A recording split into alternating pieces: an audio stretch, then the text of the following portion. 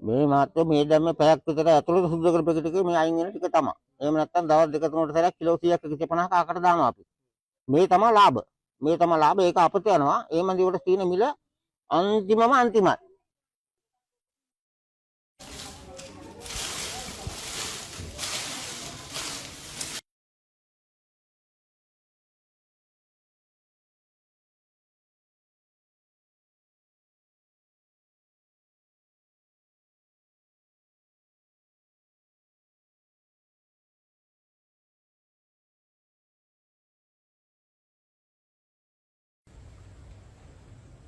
මේ ගැටලුව කියන්නේ මහත්තයෝ දැන් මේ වෙනකොට මේ ලොකු ලුණු වගාව පටන් ගන්න අපි දැන් අවුරුදු 30ක් වෙනවා. අපි මුලින්ම බීජ ලුණු ඇට නිෂ්පාදනය කරන්නේ අපි. එතකොට අපි දැන් මේ අවුරුදු 30ක කාල පරාසය තුල මේ මහ පරිමාණයෙන් අපි ලුණු ගොයියෝ විශාල පිටිසම් මේ කිව්ලකඩ නිකව දුටව මයිලගත්ත එඹට ගොල්ලා වැනි දුටුව වැනි විශාල අපි මේ ගල්මින ප්‍රාදේශීයකම් කොට්ටාසට ඇතුළත්. ඉතින් මේ සෑම ගොයියෙක්ම මුණ දෙන කාරණේ තමයි කිසිම රජයක් මේ වෙනකොට පැවතුණු කිසිම රජයක් මෙන්න මේ වගේ තත්ත්වයකට ගොවිය අසරණ කෙරුවේ නැහැ. ගොවියට ඇත්තෙම සාධාරණ මිලක් නැහැ. ඉන්දියාව වගේ ලුණු වල රුපියල් 35ක් දෙන්න පුළුවන් වුණාට මහත්තයෝ ලංකාවේ එහෙම කරන්න බෑ. අපිට පිරිවැය යන රුපියල් 100කට වැඩි මුදලක්. එතකොට දඹුල්ල ආර්ථික මධ්‍යස්ථානයට අරගෙන රුපියල් 115 120ක් කියනවා. ඉතින් අපිට මෙහෙම ලුණු දුන්නොත් අපිට අතකර කනකර බඩු ටිකවත් අපිට බැංකු වලින් නිදහස් කරගන්න බැරි වෙනවා. ඒක තමයි අපිට තියෙන ලොකුම ගැටලුව. අපි කියන්නේ අපි ජනාධිපතිතුමා ගෞරවයෙන් අපි කියනවා මේ ඇත්තම මේ ආනයනික ලොකු ලුණු සති දෙකකට මේ ගබඩාවල නතර කරලා මේ ගොයියට රුපියල් 200ක අවම මිලක්වත් ලබා දෙන්න කියලා අපි එතුමා මතක් කරනවා. එතුමන්ලා මේ කැන්නසින් යන මේ ආණ්ඩු දිනවන්ට කැන්නසින් යනකොට කීයේ දෙන්නේ මේ ගොයියා සුවම් පෝස්ට් කරන ගොයියා නගා හිටවනවා කෝ.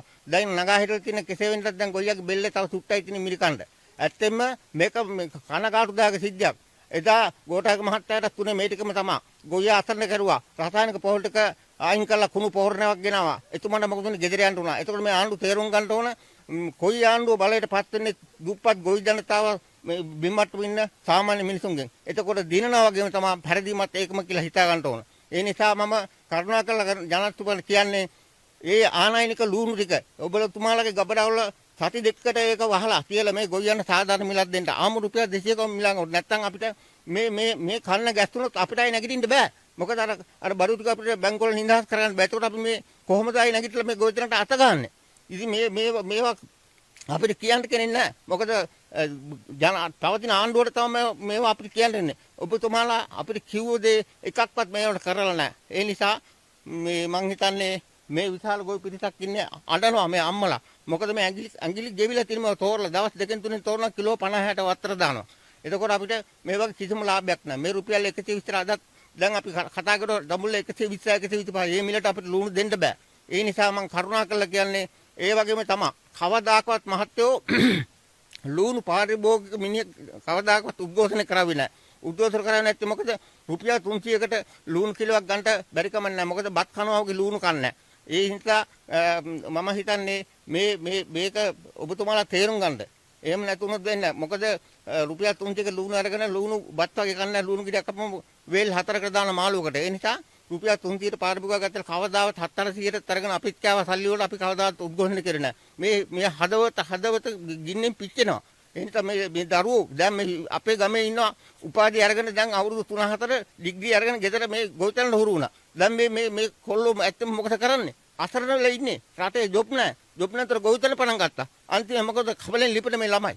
ඒ නිසා මම කරුණාකරලා ඔබතුමාලගේ ඇස් අරින්න.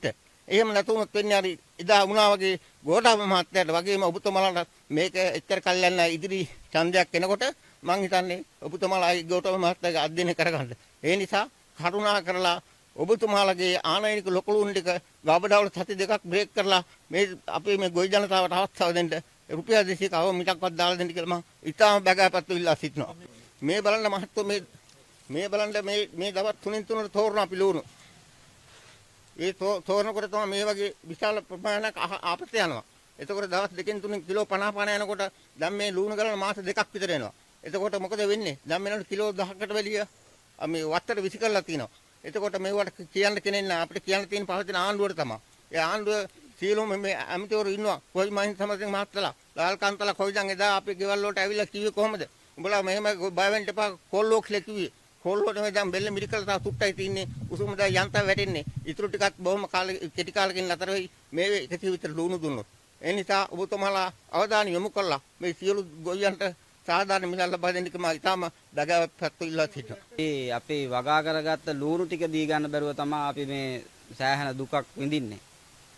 ඇත්තටම සාමාන්‍ය රජයේ සේවකයෙක් නම් වැටුපක් ගන්නවා ඊට පස්සේ එතනින් එහාට ගියාම විශ්‍රාම වැටුපක් හරි ගන්නවා. මේ ගොයියා කියන්නේ මරණකම්ම දුක් විඳින්න ඕන මිනිස්සේ. ඉතින් ඒ ගොවිතැන දැන් අපි මේ ගොවිතැනෙන් තමයි අපි ඊළඟ ගොවිතැනට යන්නේ. දැන් අපිට ඊළඟ ගොවිතැනට යන්න විදිහක් නැහැ. මොකද මේ අපි වගා කරගත්ත දේ විකුණ ගන්න විදිහක් නැහැ. ලුණු අන්තිම සවුත්තු වෙලා කුණු වෙනවා පැල වෙනවා දී ගන්න විදිහක් නැහැ අපිට ලුණු ටික. වේදන් කියන්නේ ලුණු ඇටේ ඉඳන් ලුණු ඇට කිලෝ එකක් රුපියල් 35000යි 40000යි. ඊට පස්සේ ඒවා බීජ පැල කරගන්න ඊට පස්සේ ඒවා හදන්න ඒ හැම දෙයකටම ලොකු වියදමක් යනවා. ඒ කියන්නේ මිනිස්සෙගේ පඩිය දවසට 2500ක්. එතකොට හදන්න ගියාමත් සාමාන්‍ය අක්කරයක් හදන්න මිනිස්සු 40ක් විතර යනවා. එතකොට 2500 ගානේ 40ක් හදලා බලන්නකො මහත්තයෝ. එතකොට ඒ යන වියදම් වල හැටියට ඒකේ ගලවන්න, ගේන්න, ගෙදර ගෙනල්ලා ඒ හැමදේමත් අතහැරලා දාලා දැන් දී ගන්න විදිහක් නැතුව ඉන්නේ අපි. දැන් මොකද ගොඩ ගහලා දෙන්නේ? ඔව් හැම ගෙදරකම වගේ මේ විදිහට දාලා ගොඩ ගහගෙන බලාගෙන තෝර හැමදාම තෝර විසික්ක තමයි ඉන්නේ. ගොයියොන්ඩ වෙන්නේ දැන් ලුණු ටික දී ගන්න බැරි වුණාම අපිට තව ඉස්සරහා ගොවිතැනකට යන්න විදිහක් නැහැ. එතකොට වෙන්නේ තව ඉස්සරහා ගොවිතැනක් නවතිනවා. එන්න ගොවියා කැඩි එක්ක වෙන මාර්ග වලට යොමු වෙනවා. නැත්තම් මේ ගොවිතැන අතහැරලා දානවා තමයි වෙන්නේ. ගැටලුව තියෙන්නේ අපේ මේ ප්‍රදේශයේ ලුණු වගාකරුවෝ ගොඩක් ලුණු වගා කරලා තියෙනවා. දැන් ඒක කීයකටවත් මිලට දී ගන්න බැරුව තමයි ගොයියෝ ගොඩක් මේ ඉන්නේ අසරණ වෙලා ඉන්නේ දැන්. අපේ කොහොම හරි ගොයියෝ 100ක් 150ක් විතර වගේ ලුණු මේ පැත්තේ හදනවා. දැන් ගෙවල් වලට දාගෙන ඒවා දෙන්න බැරුව කුණු වෙනවා. ආණ්ඩුවෙන් කිසිම මේ පිළිබඳ කිසිම දෙයකින් උසහානයක් නැහැ. අර ආනයනික ලුණු තියෙනවා. ඒක පොඩ්ඩක් නවත්තලා අපි කියන්නේ මේ දේශීය ගොවියට චුට්ටක් තැනක් දෙන්න කියලා. නැත්තම් ඊළඟ පාරට මේ මිනිස්සයාට ඔලුව උස්ස ගන්න බැරි වෙනවා. ලුණු ගොයියට. සාමාන්‍යයෙන් වගාවකට ලොකු මුදලක් වැය වෙනවා. මේ පාර ඊටත් වඩා මුදලක් වැය වුණා. මිනිස්සුන්ට ගොඩක් වුණා අර තෙල් එකක් ගහලා කලාඳුරු තෙල්ලක් ගහලා ඒකට මේ ආය අලුතෙන් පොහොර ගහලා මිනිස්සු වෙනදාට වැඩියෙන් මේ පාර ගොඩක් වියදම් කරා. වියදම් කළත් දැන් දී ගන්න බැරි තත්ත්වයක් වෙලා තමයි උදා වෙලා තමයි තියෙන්නේ.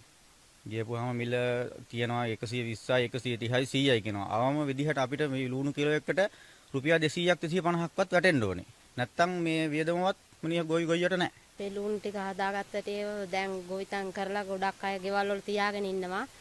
එතකොට ඒව විකුණ ගන්න හරි මිලක් නැහැ අපිට. මිල දැන් 120ට වගේ යන්නේ. ඉතින් එහෙම ගිහිල්ලා අපිට බෑ මේ ජීවත් වෙන්න ආයේ ගොවිතැනක් කරගන්නවත් ලුණු වගාවක් කරගන්නවත් අපිට ඒ තරම් හයියක් නැති වෙනවා මෙහෙම ගියොත්. අපිට මහපාරටම තමයි දැහැලෙන්න වෙන්නේ. රජය ජීවත් වෙන්නෙත් අපේම ගොවිතැනෙන්ම තමයි. අපි මේ දුන්නොත් තමයි රජයට එයාලට ජීවත් වෙන්න පුළුවන්. අපි ලුණු වගා කරලා එළවලු වගා කරලා එහෙම දුන්නොත්නේ. ඉතින් එයාලත් ඒකෙන්ම යැපෙන ගමන්ම මේ විදිහට මෙහෙම කරනවා කියන එක අපිටම කරන්න දෙයක් නැහැ. ඉතින් අපි තවත් මහපාරට තමයි අපේ දරුවොත් එක්කම ණය වෙලා ඉන්නේ දැන්ට මේ ලුණු වගාවට. අපි ලුණු වැට කිලෝ එකක් ගන්න 35000ක් 40ක් දීලා තමයි. ඒ අරගෙන ඒ අක්කරයකට ඒ ගාණක් එහෙම වියදම් කරලා තෙල් පොහොර ගන්න ඕන. තෙල් පොහොර අධික මිලයි. ඉතින් මේ වගේ තුට්ටු දෙකට අපිට දීලා 120ට ලුණු දීලා අර තෙල් පොහොර මිටියක් 10000 11000යි. තෙල් බෝතලයක් ගන්න ගියපුවාම 5000යි 10000යි එහෙම කියනවා. එහෙම ගෙනල්ලා තමයි අපි මේ විදිහට මාස 3ක් තිස්සේ ගොවිතැන් කරාවේ ලුණු බගාව කරවුවේ. එතකොට ඒවා එහෙම කරලා මේ විදිහට දෙන්න බෑ. දැන් ලුණු හැමතැනම කුණු වීසි කරනවා. තව ඉදිරියට වහිනකොට කොහොමදවත් යන්න නැති වෙනවා. කුලිය කියන්නේ අපි ඒක මිනිස්සෙකුට කුලිය දැන් 2500ක් වගේ ගෙවනවා. ඒ වගේ මේ ලුණු හදන්නම අක්කරයක් හදන්න අපිට මේ 20කට වැඩි ප්‍රමාණයක් මිනිස්සු ගියන් තියෙනවා. ඒ බිම සැකසීම යනකොට එහෙම හැදීමට විතරක් ওই 20කට වැඩි ගියන් අක්කරයකට බිම හදා ගන්න බිම සකසා ගන්නත් අපිට 10ක් විතර යනවා මිනිස්සු ශ්‍රමය. එතකොට අපි සෑහෙන මුදලක් යට කරලා තමයි කනකර බඩු තියලා ඉඩම් හිටම් කුලියට උගස් කරලා තමයි මේ ලූණු වගාවට බහලා වැඩ කරගෙන ගියේ. ඉතින් එහෙම කරලත් මේ දැන් මේ විදියට මෙහෙම තුට්ටු දෙකට අපිට දෙන්න ගියපුවාම අපිට ඉතින් ජීවත් වෙන්න බැරි වුණ තත්ත්වයක් තමයි වෙන්නේ. දැන් අද පවතින මිල රුපියල් 100යි 110යි 120යි කියනවා. ඉතින් එහෙම දීලා කොහොමද අපිට ලූණු ගෙවල් වල තියාගෙන ඉඳලා වැඩකුත් නැහැ. දීලා වැඩකුත් නැහැ. ඒ තියෙන ඒවා ගෙවා ගන්න කන කර බඩු තියලා ඒවා ඔක්කොම විනාශ වෙලානේ දැන් තියෙන ඒවා බේර ගන්න විදියකුත් නැහැ මෙහෙම ගියපුවාම. මේව තියාගන්නම් බෑ. ඉතින් දැන් කොහොම ගබඩා කරගවලා පින්න ගහලා මේ වැස්සට මේව වෙලා ඔක්කොම කුණු වෙනවා. දැන් ඕ කිලෝ 10000කට වැඩිය මේ ගෙවල් වල තියෙන ඒ වගේම 5000ක් 6000ක්ම වීසි කරලා තියෙන කුණු කොල්ට. පැල වෙලක් තියෙනවා. අද තෝරලා හෙට බලනකොට ආයේ කුණු වෙලා තියෙනවා. ඒ විදිහට තමයි මේ හැමදාම තෝර කුණු කොට්ට විසි කර ඔහෙ ඉන්නවා. ඉතින් ගණන් නැහැනේ අපිට. අපි රජයෙන් ඉල්ලන්නේ අපිට නියමිත මිල රුපියල් 200ක්වත් දාලා දෙන්න මේ ගොවියට. ඇත්තම මහත්තයෝ දැන් මේ ලුණු අපි මේ ගලවල කෙනක් දාලා දැන් මාස 2ක් වෙනවා. ඒ මාස 2 තියාගෙන ඉන්නේ ආසාවට නෙවෙයි. දැන් ආසාවට නෙවෙයි තියාගෙන ඉන්නේ. එදා ඉඳලම මේ නියපොතු ගෙවනකන් සුද්ධ කරනවා. සුද්ධ කර විසි කර තමයි තියාගෙන ඉන්නේ. ඉතින් අපිට කිසිම මිලක් තියෙනවා සාධාරණ මිලක් තියෙනවා නම් අපි දඹුලට ඒවා අරගෙන යනවා. අද වෙනකොට තාම මිලක් නැහැනේ. දැන් මාස 2ක් කියන්නේ කොච්චර කාලයක්ද බලන්නකෝ. ඒකයි අපිට හරිම හිතට වේදනයි. මේ කියන්න තරම් හිතේ වේදනාව කියලා නිම කරන්න තරම් බෑ. ඒක තමයි අපිට තියෙන වේදනාව. වියදම කියනවා නම් ගොඩක් වියදම්. ඇත්තටම මේ අපිට තනියම කරගන්න පුළුවන් දෙයක් නෙවෙයි මේක. මේ කුලියට අරගෙන කුලියට ගත්තත් කුලියට ගන්න කෙනාට ජීවත් වෙන්න පුළුවන් විදිහට කුලියක් අපි දෙන්න ඕන. ඒ කියන්නේ අද වෙනකොට බඩු මිල වැඩි. ඒ නිසා රුපියල් 2000ක් 2500ක් විතර මිලක් දෙන්න ඕන. ඉතින් ඒ මිල දෙන්න නැත්නම් එයාට ජීවත් වෙන්නත් අමාරුයි. එහෙම දෙන්න අපිටත් අමාරුයි. නමුත් දෙන්නත් වෙනවා. ඉතින් ඒ නිසා මේ අපි කියන්නේ අපිට රුපියල් 200 250 විතර මිලවත් දාලා දෙන්න කියලා තමයි අපි කියන්නේ. සිටවල නෙවෙයි දැන් තියෙන බෙල්ල මිරිකලා තියෙන්නේ අපි. ඒ තරමට අපිට හිතට වේදනාවක් මේ මිල තියෙන ඉඳ අද බලනකොට අද 120යිලු ලුණු. ඉතින් කොහොමද බලන්නකෝ අපි ලුණු දෙන්නේ? දවසින් දවස ලුණු මිලත් අඩු වෙනවා ලුණුත් අඩු වෙනවා. ලුණු ඔක්කොම කුණු වෙලා. ඒකයි. කොහොමද දවස් දෙක තුනක් සැරයක් ලුණු කිලෝ 100ක් 200ක් අහක යනවා. කිසිම කෙනෙක් මේ වෙනකොට බලලා නැහැ. අපි මේ හිතේ වේදනාවට මෙහෙම කියන ඉසක අපි ගැන ගොයියා ගැන කිසිම කෙනෙක් බලන්නේ නැහැ. මග අරිනවා ඡන්ද වලට විතරයි ඔක්කොටම බගාපත්තල එන්නේ ගෙවල් වලට. එතකොට ඉතින් හැමෝම වෙනවා පොලිමි. ඒ වෙනකොට විතරයි ඇවිල්ලා බලලා යන්නේ. ඊන් පස්සේ ආයේ නැහැ. අයමත් ඡන්දයක් කිට්ටු වෙනකොට අයමත් කිට්ටු වෙනවා. එච්චරම තමයි තියෙන්නේ අපිට. ඒ උදව්ව විතරයි තියෙන්නේ අපිට. ගොයියොන්ට ඉතින් වහබිල මැරෙන්න තමයි වෙන්නේ. දැන් මගේ පුතත් කැම්පස් අවුට් වෙලා ඉන්නේ. අවුරුදු 2023 අවුට් උනේ. රස්සාවක් නැහැ. රස්සා නැහැ එයාලට. ඉතින් ඒ නිසා එයාලා නිකන් ඉන්න බෑ කියලා මේ ගොවිතැන් කරනවා. ඉතින් ගොවිතැන් වලටවත් සාධාරණ මිලක් නැහැනේ. ඉතින් ඒ ළමයිට මොනවද කරන්න හිතෙන්නේ?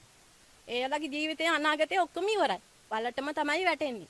අපි ඉල්ලන්නේ අපිට මේ ගොවිතැන් කරන එකට සාධාරණ මිලක් දෙන්න කියලා තමයි අපි ඉල්ලන්නේ. ලූණු වලට නම් අඩු ගානේ 200වත් දාලා දෙන්න කියලා තමයි ඉල්ලන්නේ. ඒක අපි කියන්නේ අපිට මේ තව සති 3ක්වත් ලූණු මේ තියන්න කියලා කියන්නේ මේ දේශීය ලූණු වලට මිලක් දෙන්න කියලා කියන්නේ. ඒත් ඒක දැන් කොහොමවත් තියාගන්න බෑ. ඒ කියන්නේ දැන් මාස 2යිනේ ගලවල. දැන් මාස 2ක් වෙනවා ගලවල. දැන් ගොඩක් කල් හින්දා දැන් ඉදිරියට බැස්ස හින්දා කොහොමවත් තියාගන්න බෑයි. දැන් තුරෙන් පැලවෙලා වතු වල විසික් කරලා ගඳ ගෙවල් වල ඉන්න බෑ.